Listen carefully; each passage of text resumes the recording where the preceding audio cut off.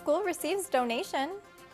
Wisconsin woman charged in fake cancer case. I'm Hannah Schutzkis. And I'm Samantha Ruff with your Public Eye News.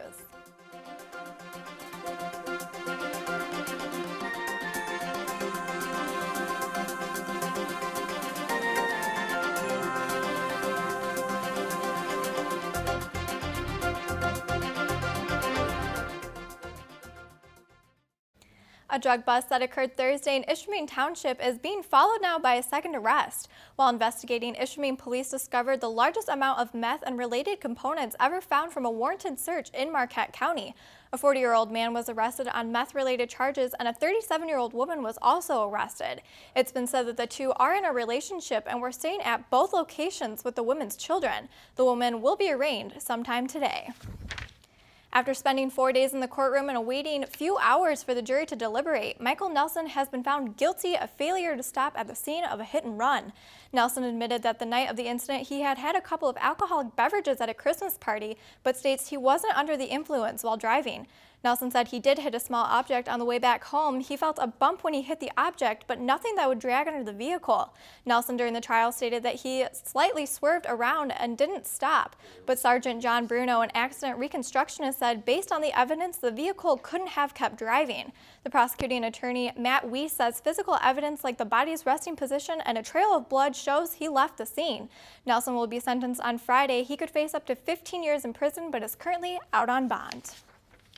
3 students who are suspected of setting fire to a barn owned by Western School District are facing expulsion from the district. The students destroyed a metal barn and also severely damaged a home on the same property. They were caught once other students heard them bragging about their actions and turned them into the police. An expulsion hearing is set to take place next month for the 3 students. However, it is currently believed that only 2 of the teens actually started the fires. A Wisconsin woman has been charged with 8 felonies and 3 misdemeanors after faking a cancer case. Teresa Strub raised over $50,000 from both charities and private donations after claiming she was diagnosed with stomach cancer. The donations were raised in both online campaigns and benefit days at restaurants in town.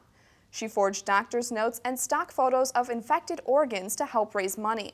Strub faces up to 48 years in prison or a $127,000 fine if convicted. Public schools in Detroit have received a donation which totals more than $200,000 to help keep students safe while traveling to and from school. AAA of Michigan is the one who donated the money. The money will help to pay for coordinated safety zones, blight removal, and signage. It will also allow for 10 volunteer vehicle patrols and provide them with identification badges, vests, two-way radios, and gas expenses. AAA donated $56,000 to support safe routes last year, covering 14 school zones. Since then, the program now includes 97 school campuses. A request has been filed from the Wisconsin Service Corporation with the Michigan Public Service Commission in an attempt to raise electric rates of nearly $9,400 in the Upper Peninsula. The proposal will take place over the next 3 years. With the proposal, the typical bill for 600 kilowatt hours will be increased by $10.88 in 2015, $9.28 in 2016, and $5.02 in 2017. Included in those amounts is a proposal $3 monthly increase and the fixed charge to a $12 per month. And after the break, we'll have your national and international news. Stay tuned. Coming up on Austin City Limits.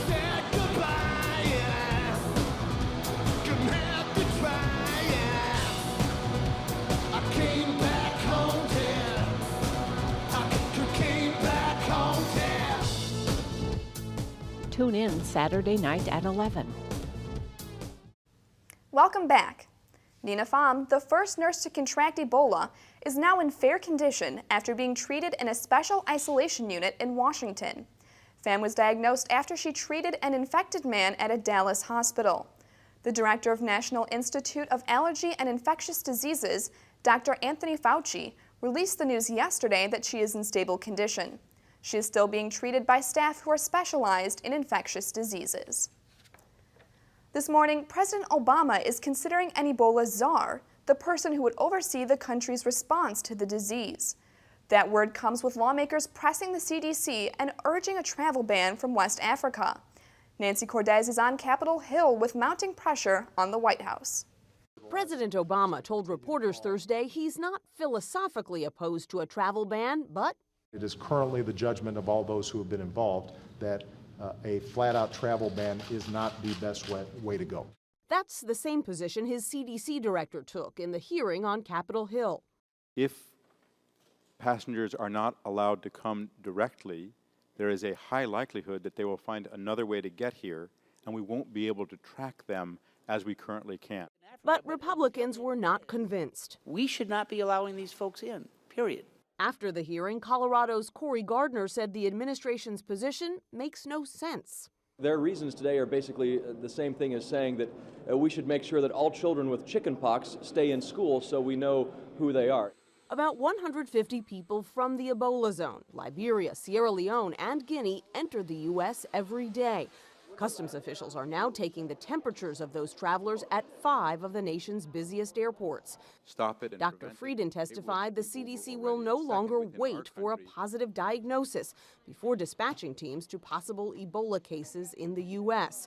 The agency has faced some bipartisan criticism. Diana DeGette is a Colorado Democrat. I would certainly hope that here going forward, if a patient shows up saying he's from Africa and he's vomiting and he has diarrhea, that you wouldn't say, well, we don't have the lab results in yet. You would start treating that person like they had Ebola. The government in Nigeria and Islamic extremists from Boko Haram have agreed to an immediate ceasefire. Air Marshal Alex Bade ordered his troops to immediately follow the agreement. There were direct negotiations about the release of more than 200 kidnapped schoolgirls. Boko Haram had previously been demanding the release of the extremists in exchange for the girls. Bermuda is bracing for Hurricane Gonzalo. The powerful Category 4 storm will hit the island later today. As Don Champion reports, it's expected to be worse of a storm that's hit them in 10 years. Waves are already pounding beaches as Hurricane Gonzalo barrels towards Bermuda. Not afraid, just being cautious. Tourists and residents alike are bracing for the storm. This view from space shows why. The massive and powerful Category 4 hurricane is packing sustained winds up to 130 miles per hour and could dump 6 inches of rain. People on the tiny island territory have been boarding up their homes for days. Bermuda isn't even half the size of Washington, D.C., and already suffered damage when Tropical Storm Faye swept by earlier this week. Gonzalo's punch will be much harder. Expecting some long-duration power outages, structural damage, and Bermuda is a fairly hilly island, meaning some of those winds can actually increase as they move up over the higher elevations. Grocery stores are packed with people stocking up with food and supplies. Meantime, residents in low-lying areas have been told to move to higher ground. It looks like it's going to hit us right on the nose, and it could be as bad, if not worse, than Fabian. That storm hit Bermuda in 2003 and killed 4 people. This go-around, meteorologists say Gonzalo's dangerous eye could pass within 29 miles of the island. Don Champion for CBS News, New York. The top U.S. commander for the Middle East, General Lloyd Austin, has announced that the U.S. has an advantage when fighting over the Syrian border. He says that since Islamic State militants have decided to make the border town of Kobani their main effort, he can, quote, take more insurgents off the battlefield there, and then have fewer he'll have to fight elsewhere, end quote. Currently, the Islamic State extremists hold both large portions of Iraq and Syria. Daytona Beach resident David Money shot his 3 children, killing 2, and then proceeded to shoot himself after an argument with his wife. Money shot and killed his 11-year-old son and 14-year-old daughter. His 9-year-old daughter has been taken to an Orlando hospital and is in critical condition. Wife Cynthia Money fled to a neighborhood house to call the police and was not injured. And we'll be back with your weather and sports after the break.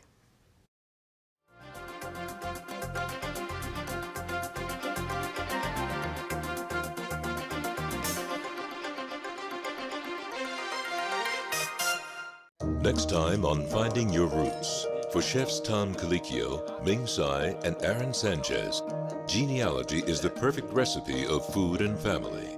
I need to unearth food from this region. Maybe that will unlock a key as to what I do. Every Friday night was dinner at the grandparents. Both were great cooks. My grandmother's recipes, I'm still cooking those recipes to this day. Finding Your Roots.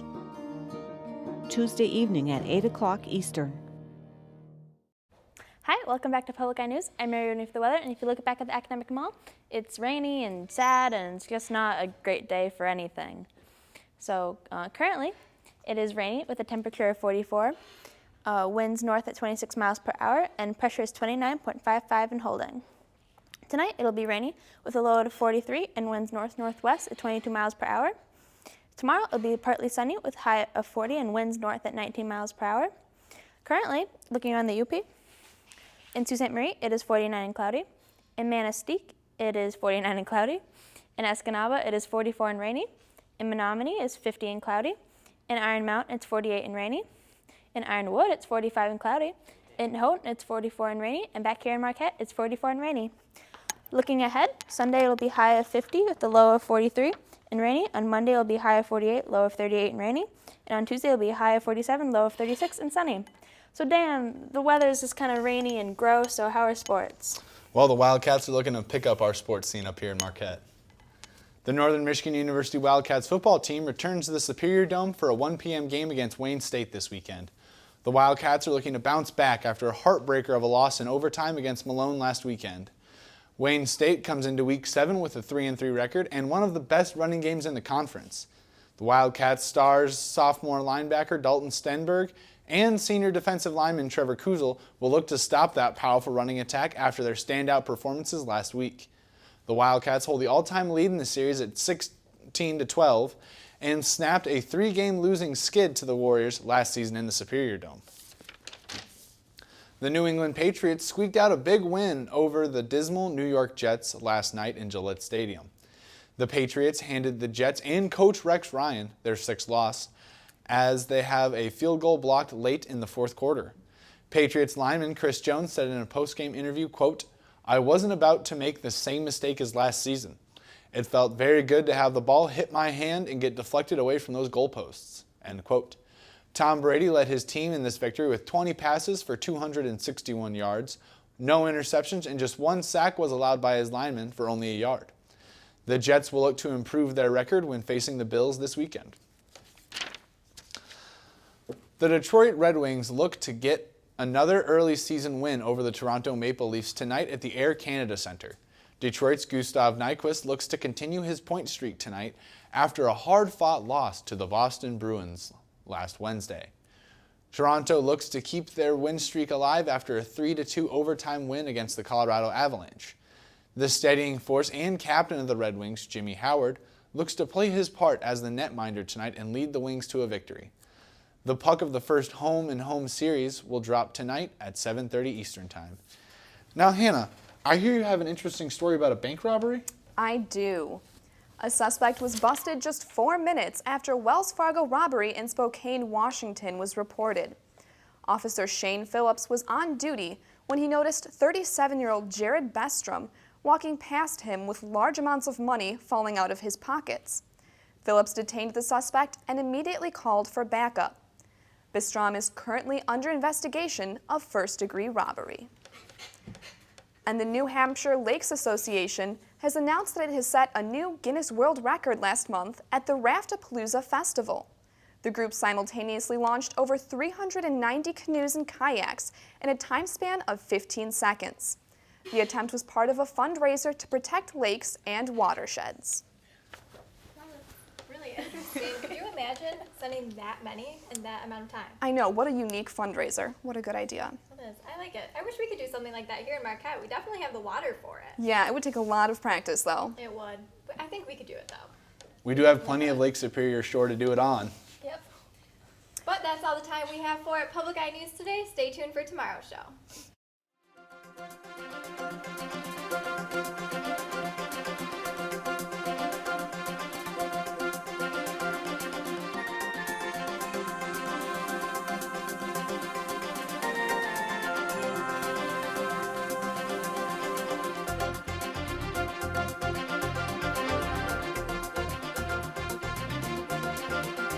The preceding program was produced in studios located in the Edgar L. Hardin Learning Resources Center by WNMU-TV, Northern Michigan University Public Television.